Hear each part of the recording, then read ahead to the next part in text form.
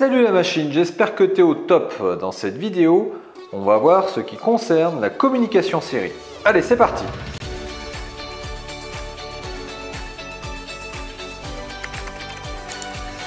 La communication série, c'est un moyen qu'on va avoir de communiquer entre par exemple un ordinateur et puis une carte électronique par exemple.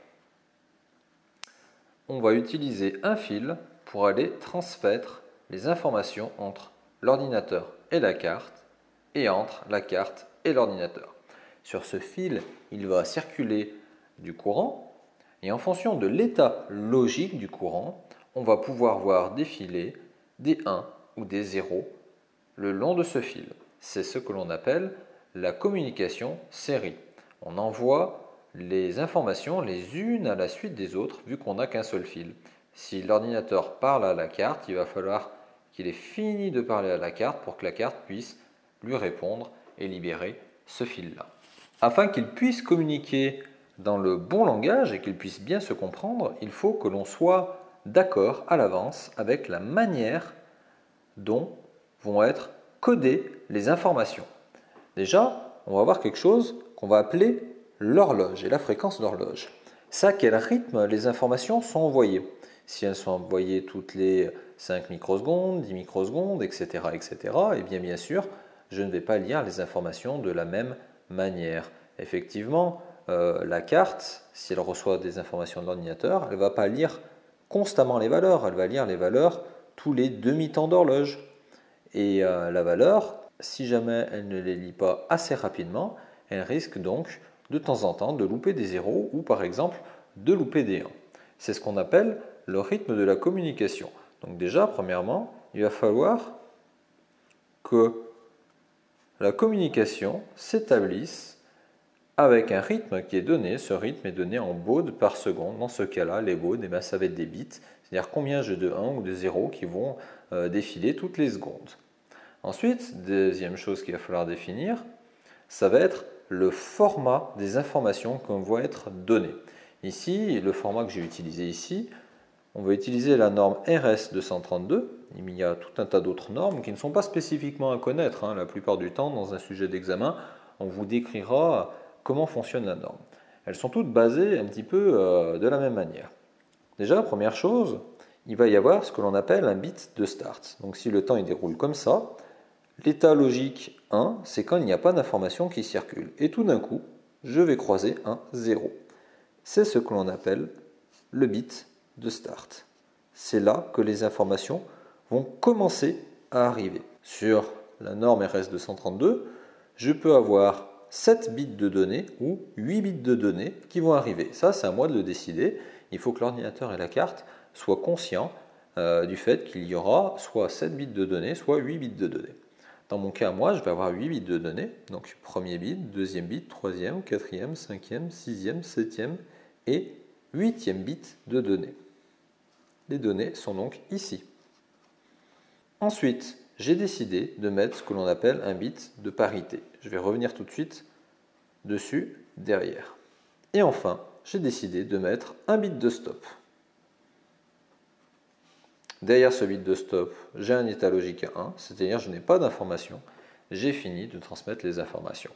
Et si je veux transmettre d'autres données, eh bien, il faudra que je redéclenche un bit de start, que je renvoie 8 bits de données, un bit de parité et un bit de stop. Et ainsi de suite pour transmettre mes informations au rythme imposé au niveau de ma fréquence de communication. Le bit de parité, ici, il va être égal à 1 dans le cadre d'une parité impaire et 0 dans le cadre d'une parité paire. Alors à quoi ça sert cette chose-là? Eh bien, ça sert à vérifier l'intégrité des données qui ont été transmises. Effectivement, les données transmises, ce sont des signaux électriques et les signaux électriques ils peuvent être parasités. Afin d'être sûr que mes données ne sont pas corrompues, je vais renvoyer cette petite information qui va me permettre de vérifier si je n'ai pas eu d'erreur dans ma réception de données. Je vais compter le nombre de 1 que j'ai dans mes données. Ici, j'en ai 1, 2, 3, 4, 5. J'ai donc un nombre de 1 qui est impair. J'ai donc une parité impaire avec un bit de parité qui est égal à 1.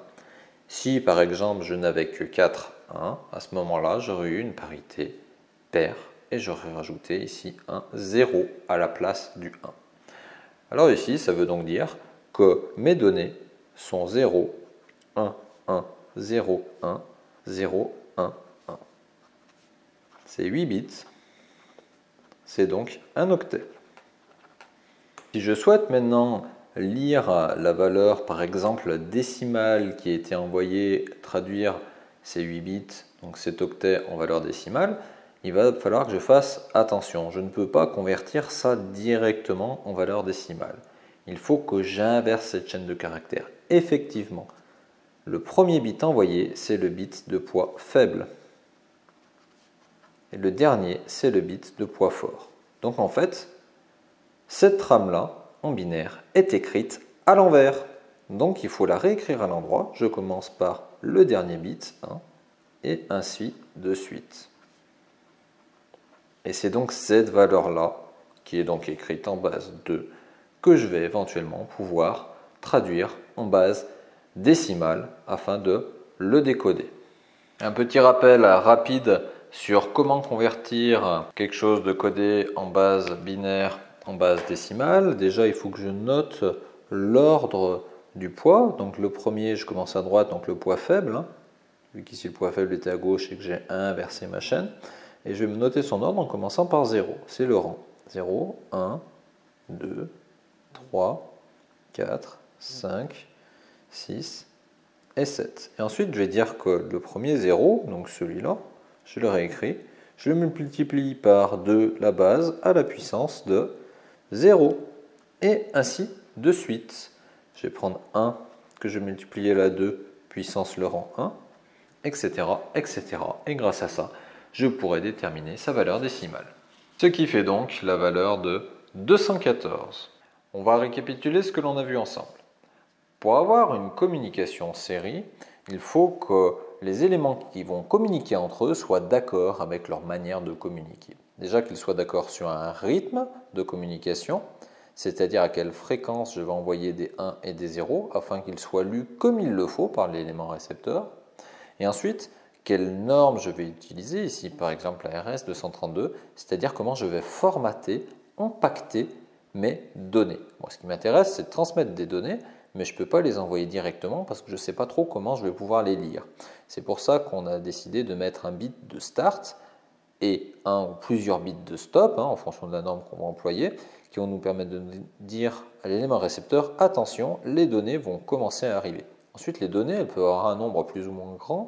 Ici, j'ai décidé d'envoyer 8 bits.